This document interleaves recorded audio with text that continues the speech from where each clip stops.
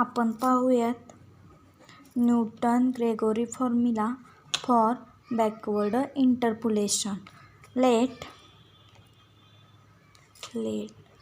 y is equal to f of x be the function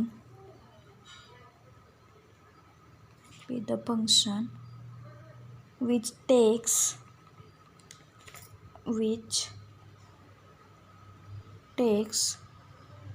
the values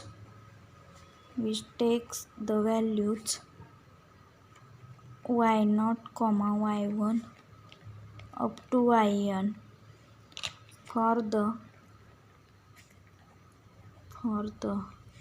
values of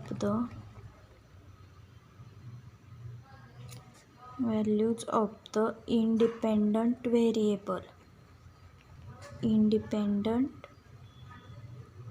variable x, that is x0, x1 up to xn, which are equidistant. म्हणजे जसं आपण फॉरवर्डसाठी घेतलं होतं similarly same तसंच. Let phi of x be the polynomial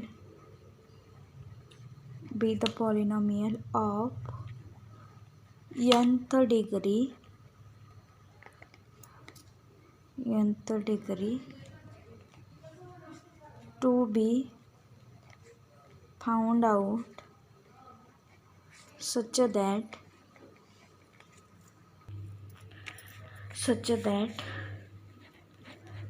phi of x0 is equal to f of x0 is equal to y0 up to phi of x1 is equal to f of x1 is equal to y1. Continuing in this way, phi of xn is equal to f of xn is equal to yn. याला आपण याला equation number आपण 1 देऊयात. Therefore we can write phi of x polynomial. phi of x polynomial काय असेल? phi of x is equal to a0 plus, आता इथं बॅकवर्डसाठी घेतोय, फॉरवर्डसाठी घेताना काय घेत होतो आपण? x मायनस x0 घेत होतो, पण इथं बॅकवर्डसाठी घेताना काय घ्यायचं? लास्टची टर्म घ्यायची, म्हणजेच x minus xn plus a2 into x minus xn into x minus xn minus 1 plus a3 into x minus xn into x minus xn minus 1 into x minus xn minus 2 plus up to so on. Last term आपल्याला काय मिळेल? Plus an into x minus xn into कुठंपर्यंत term मिळतील? x last term मिळेल x1 पर्यंत मिळेल. इथं काय होणार आहे? x0ची टर्म इन्क्लूड होणार नाही, कारण आपण काय पाहतोय? बॅकवर्ड डिफरन्स पाहतोय. Therefore substituting x is equal to xn, ह्याला इक्वेशन नंबर आपण 2 देऊयात. Substituting x is equal to xn in equation 2 becomes, आता इक्वेशन 2 मध्ये आपण x is equal to xn जर पुट केलं, आपण xच्या इथं xn पुट केलं तर काय होणार आहे? ऑब्वियसली a1 पासूनच्या टर्म काय होणार आहेत? 0 होणार आहेत, कारण सगळ्यांमध्ये काय आहे? Minus x minus xn term काय आहे? प्रेझेंट आहे. म्हणजेच काय मिळेल आपल्याला? phi of xn is equal to a0 म्हणजेच काय पुट करणार आहोत आपण इथं? तर yn असणार आहे आपला. a0 म्हणजेच काय असेल? yn म्हणजेच काय असेल? a0 असेल. याला आपण इक्वेशन नंबर 3 देऊयात. नाऊ नेक्स्ट प्रोसिजर कंटिन्यू करूयात. आता आपण सबस्टिट्यूट केला होता x is equal to xn. आता आपण सबस्टिट्यूट करणार आहोत x is equal to xn minus 1. Substitute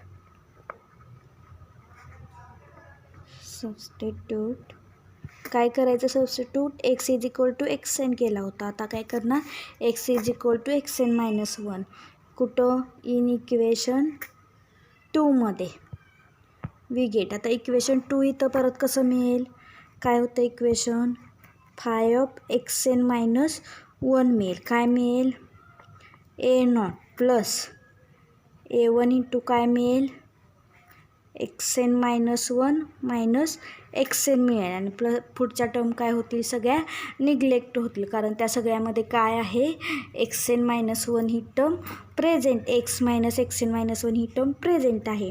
म्हणजे तिथं काय मिळालं आपल्याला a not plus a one into x n minus 1 minus x n मिळेल. आता आपल्याला माहिती आहे आपला वाय एन मायनस 1 म्हणजेच काय 5 ऑफ एक्स एन मायनस 1 जसं की आपण इथं पाहिलं होतं 5 ऑफ एक्स एन म्हणजे काय इक्वेशन मिळतं आहे वाय एन मिळतं आहे आणि वाय एन म्हणजेच काय आहे आपला ए नॉट आहे. सिमिलरली आपल्याला काय मिळेल इथं ही टर्म म्हणजेच काय मिळेल 5 ऑफ एक्स एन मायनस 1 म्हणजेच काय मिळेल वाय एन मायनस 1 मिळेल आणि is equal to a naught म्हणजे इथं आपला काय असणार आहे वाय एन असणार आहे by above equation. Then a one into x n minus 1 minus x n म्हणजेच काय असेल इथं मायनस एच असेल. म्हणजेच काय आपल्याला काय माहिती आहे सिन्स एक्स एन मायनस 1 म्हणजे काय आहे एच आहे बट इथं काय झालं हे साईन काय झालं plus x n minus 1 minus x n म्हणजे काय झाला डिफरन्स उलट झाल्यामुळे काय झालं साईन चेंज झालं म्हणून इथं काय मिळालं x n minus 1 minus x n म्हणजे मायनस एच मिळाला. मग आता ए वनची व्हॅल्यू फाइंड आउट करा. ए वनची व्हॅल्यू काय मिळेल इथं y n minus 1 minus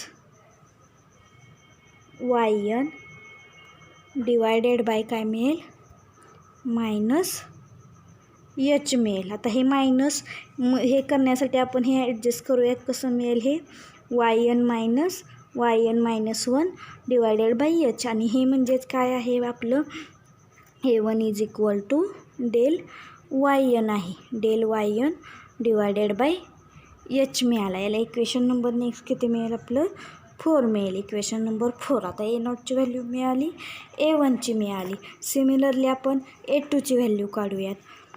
next substitute x is equal to x n minus 2 in equation 2 becomes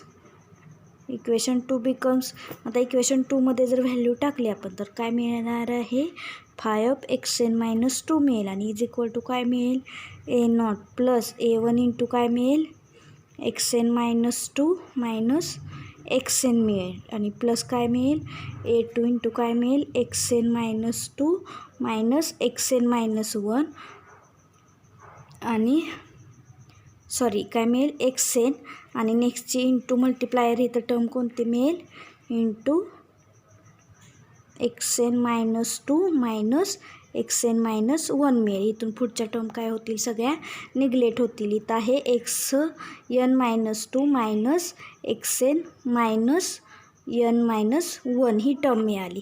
then बघा आता ए नॉट म्हणजेच आपला बॅकवर्डसाठी घेतो काय आहे वाय एन आहे. ए वन म्हणजे काय आहे ए वनची व्हॅल्यू आपण वरती काढलेली आहे. A one as it is ठेवूया. आता x n minus 2 minus x n म्हणजे काय मिळेल आपल्याला इथं मायनस 2h मिळेल मायनस 2h आणि प्लस ए टू इंटू हे म्हणजे काय x n minus x n हा मायनस 2h आणि हा काय मिळेल मायनस एच मिळेल. म्हणजेच इथं व्हॅल्यू काय मिळाल्या वाय एन प्लस ए वनची व्हॅल्यू पुट करूया. तिथं काय आहे y n minus 1 divided by h into minus 2h आणि इथं काय होईल मायनस मायनस प्लस मिळेल काय मिळेल 2h² A2 मिळेल. मग हेच आपण परत राईट करूया. आता आपल्याला माहीत आहे 5 ऑफ एक्स एन मायनस 2 म्हणजेच काय आहे वाय एन मायनस 2 आहे. आता A2ची व्हॅल्यू काढतो. हे म्हणजेच काय मिळेल वाय एन मायनस 2 हे इकडं आल्यानंतर काय होईल वाय एन होईल. याची एच कॅन्सल जाईल हे मायनस साईन आतमध्ये येईल म्हणजे हे काय मिळेल मायनस 2 वाय एन प्लस -1 आता हे -2yn काय मिळेल +2yn मिळेल आणि हे काय मिळेल 2yn - 1 +2yn - 1 हे काय होईल -2yn - 1 डिवायडेड हा 2h² इज इक्वल टू काय मिळाला A2 मिळाला. देअरफोर आता ह्या टर्म म्हणजेच काय मिळतील बघा आपल्याला yn - 2 -2yn - 1 +yn divided by 2h² is equal to A2. आता हे आपल्याला माहीत आहे हे काय आहे yn - 2 -2yn - 1 +yn ही टर्म म्हणजेच कशाची टर्म आहे हीच आपण अशी लिहू शकतो कशी therefore yn - 2yn - 1 +yn - 2 divided by 2h² is equal to A2. हीच आपण कशी लिहू शकतो कशी लिहिता येईल आपल्याला तर A2 is equal to ∇² yn divided by 2 factorial h². याला आपण नेक्स्ट इक्वेशन नंबर किती मिळेल 5 मिळेल. Next equation number 5. Continuing in this वे जर आपण करत गेलो तर आपल्याला A3 अप टू ANच्या व्हॅल्यूज मिळतील. त्या काय मिळतील continuing in this way we get काय मिळेल आपल्याला A3ची व्हॅल्यू काय मिळेल ∇³ yn divided by 3 factorial into h³ A4 काय मिळेल ∇⁴ yn divided by 4 factorial into h⁴ up to anची व्हॅल्यू काय मिळेल ∇n yn divided by n factorial into h⁴n. ह्याला कॉमनमध्ये इक्वेशन नंबर आपण 6 देऊ. आता देअरफोर पुटिंग व्हॅल्यूज पुट करूयात इक्वेशन 3, 4, 5, 6च्या इन इक्वेशन 2 मध्ये. Therefore equation 2 becomes putting values of equation 3, 4, 5 and 6 we get. आता ह्या व्हॅल्यूज आपण इक्वेशन 2 मध्ये पुट करूयात. इक्वेशन 2 काय मिळते बघूया therefore phi of x is equal to काय मिळेल yn plus ∇yn divided bye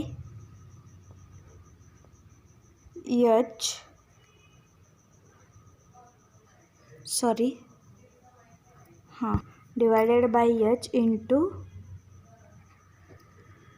x minus xn plus next term मिळेल ∇² yn divided by 2 factorial h² into x minus xn into x minus xn minus 1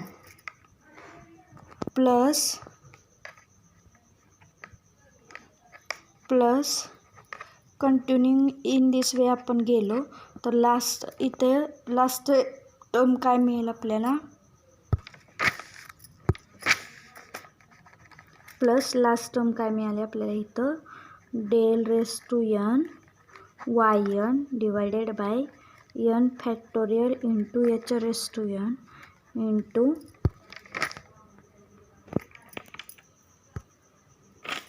into x minus xn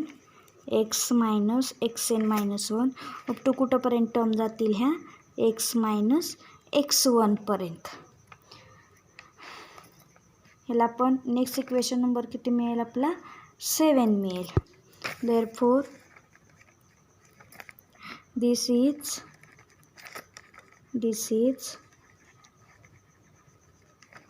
Newton Gregory formula for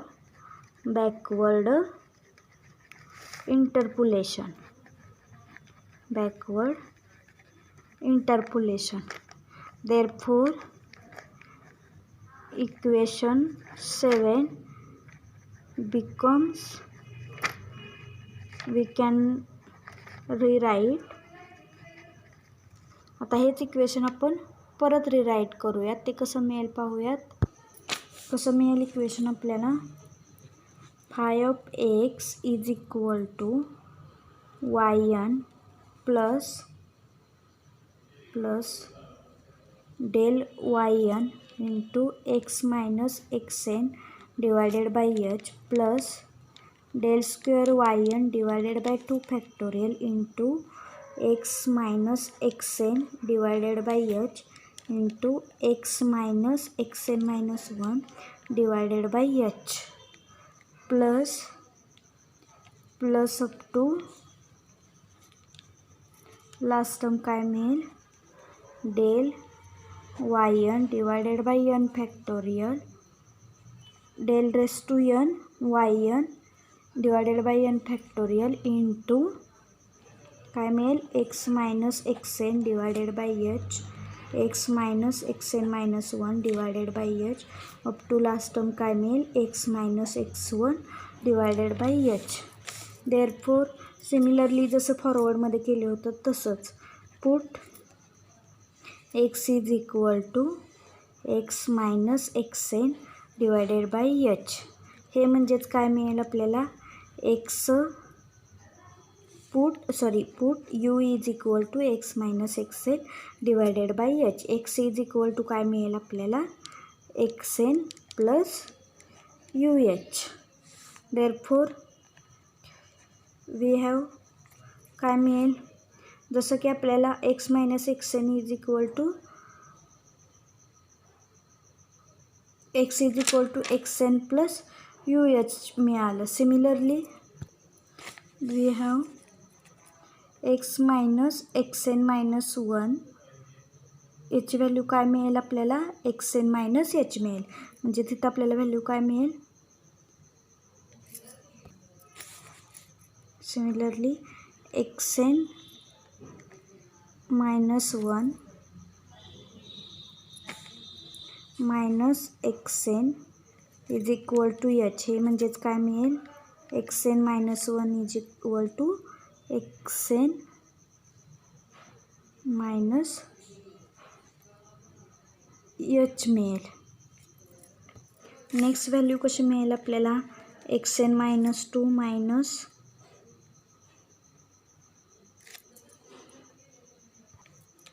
minus xn याची value काय मिळेल 2h मिळेल. म्हणजेच ही कशी मिळेल xn minus 2 is equal to xn minus 2h मिळेल.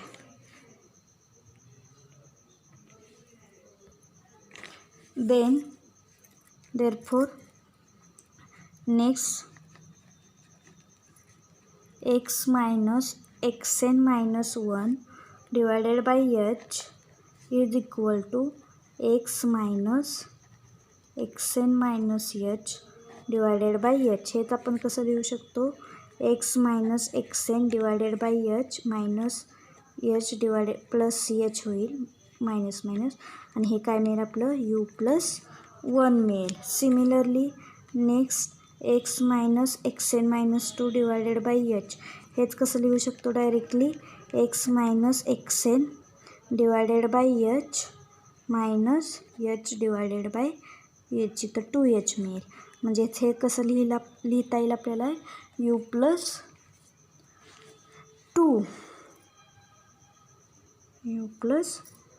2. Similarly in general जर आपण लिहित गेलो तर लास्ट टर्म काय मिळेल आपल्याला xn minus x1 divided by h. ही कशी लिहिता येईल x minus xn divided by h plus n minus 1 into h divided by h म्हणजेच u plus n minus 1. Then substituting these values, ह्या ज्यात आपण व्हॅल्यू फाइंड आउट केल्या याला equation number 8 देऊ. Therefore equation 7 becomes substitute values of equation 8 मधल्या value आपण equation 7 मध्ये पुट करूयात आणि काय येतो तो फॉर्म्युला लिहूयात. काय मिळेल, we get phi of x is equal to काय मिळेल yn plus u into del yn plus u plus 1 divided by 2 factorial into del square yn plus u into u plus 1 इथं यू राहिला u into u plus 1 divided by 2 factorial u into u plus 1 into u plus 2 divided by 3 factorial into del cube yn plus up to आपल्याला last term मिळेल u into u plus 1 u plus 2 up to u plus n minus 1 divided by n factorial into del raise to n yn into del raised to n yn. This is equation number 9, which is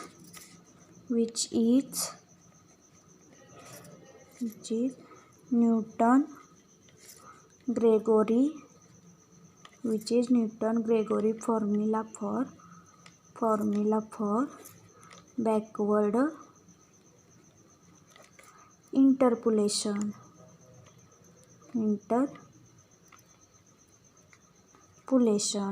Hence the complete proof.